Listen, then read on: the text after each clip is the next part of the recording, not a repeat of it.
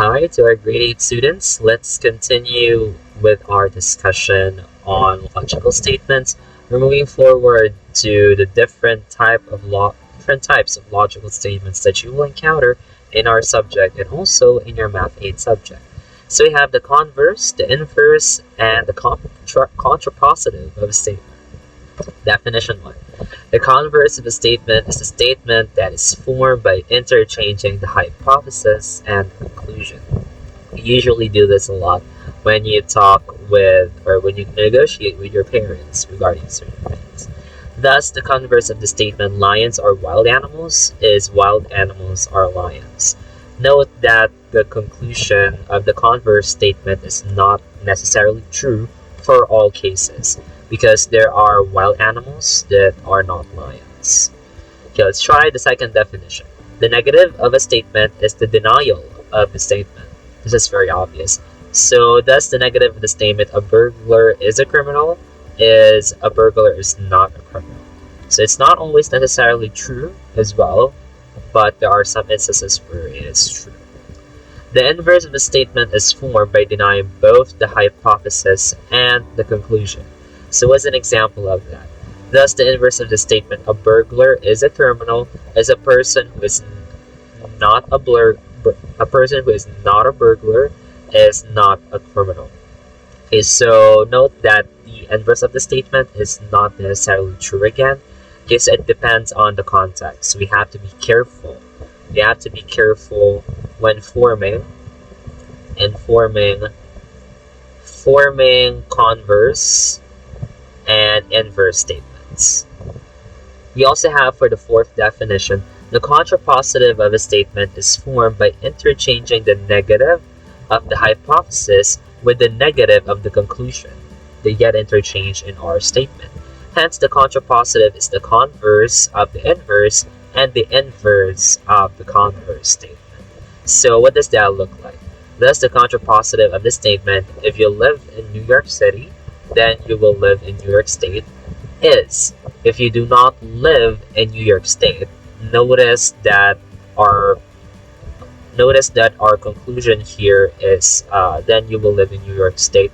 For the contrapositive, it's the one that comes first. If you do not live in New York State, so the inverse of that statement would be followed by then you do not live in New York City.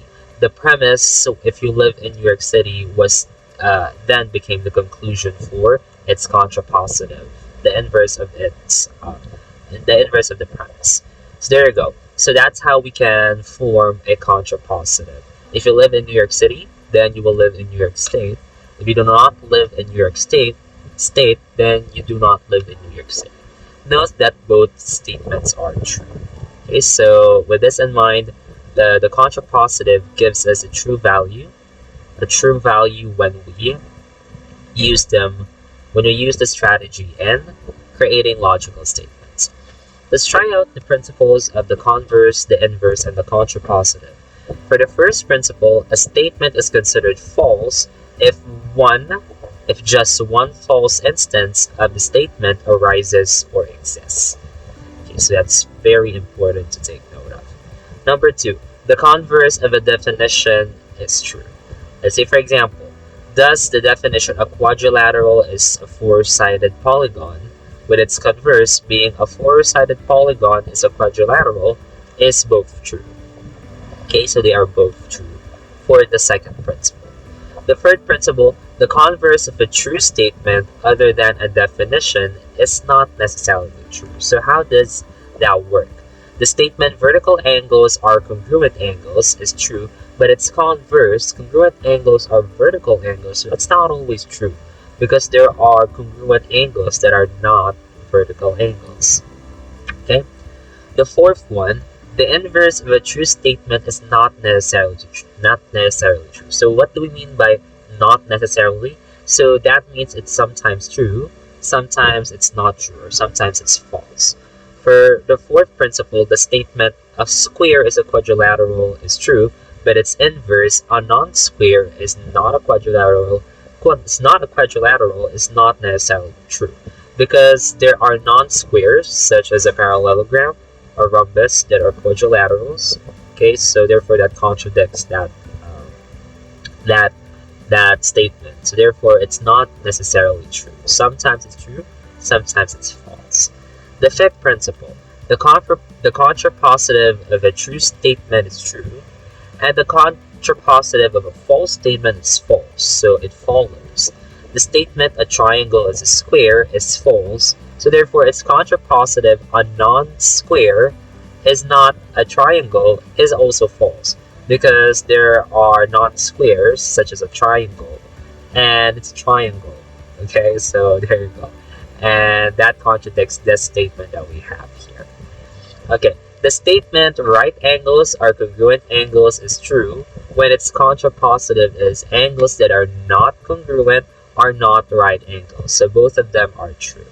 So always remember this as, so for the contrapositive, this like the most important piece of info or principle regarding the contrapositive. When it's true, its conclusion will be true. If it starts out as false, its conclusion will be false. Okay? For the inverse, it doesn't always work that way. Okay, so sometimes it's true. Okay, so sometimes if the statement is true, sometimes the conclusion would be sometimes true or sometimes false.